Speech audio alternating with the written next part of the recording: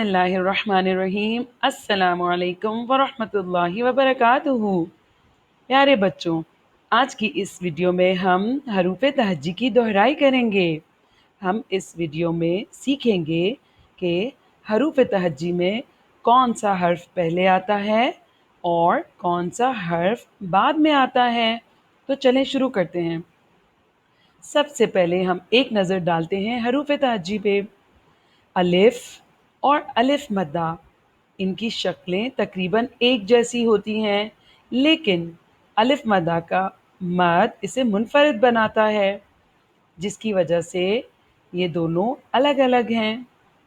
بے کے خاندان میں باقی کے تمام حروف ایک دوسرے سے الگ صرف اور صرف نقطوں کی وجہ سے اور چھوٹی تویں کی وجہ سے ہیں۔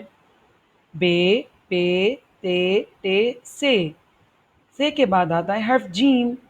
جیم کے خاندان کے بھی 4 حروف ہیں اور یہ چاروں بھی ایک دوسرے سے نقطوں کی وجہ سے منفرد ہیں، جبکہ حرف ہے کے پاس کوئی نقطہ نہیں ہوتا۔ دال، ڈال، زال۔ دال کے سر پہ ٹوپی ہوتی ہے، جبکہ زال کے سر پہ نقطہ ہوتا ہے۔ رے، ڑے، زے، ژے کے بعد آتا ہے حرف سین اور سین کے بعد شین۔ سین اور شین ایک دوسرے سے صرف نقطوں کی وجہ سے ہوتے ہیں۔ سین اور شین کی شکل تقریباً ایک جیسی ہوتی ہے، جیسے کہ صاد اور ضاد کی شکل تقریباً ایک جیسی ہوتی ہے، لیکن ضاد کے اوپر نقطہ ہوتا ہے۔ توئیں، زوئیں، عین، غین، فے، قاف، کاف، گاف، لام، میم، نون، واو، ہے، حمزہ، چھوٹی ہے اور بڑی ہے۔ پیارے بچوں، اگر میں آپ سے پوچھوں کہ کیا آپ ان خالی جگہوں کو بھر سکیں گے تو کیا آپ میرا ساتھ دیں گے؟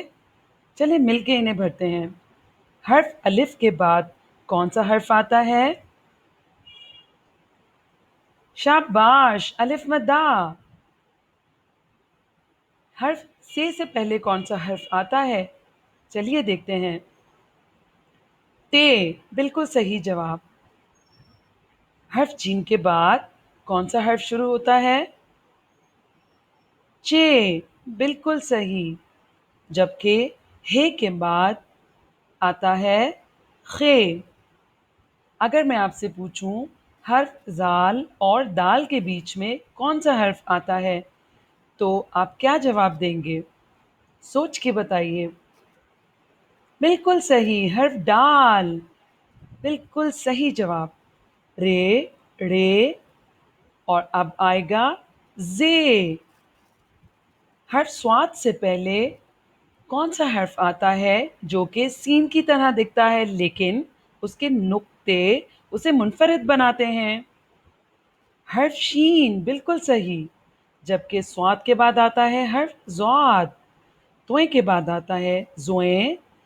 قاف سے پہلے یعنی غین کے بعد آتا ہے فے۔ حرف غین کے بعد حرف فے آتا ہے۔ گاف سے پہلے حرف کاف آتا ہے۔ لام کے بعد میم، نون کے بعد واو، ہے کے بعد حمزہ، جبکہ چھوٹی یہ کے بعد حرف بڑی آتا ہے۔ اس طرح سے ہم نے حروف تہجی کی دہرائی کی۔ آج کی ویڈیو میں اتنا ہی۔ اللہ حافظ۔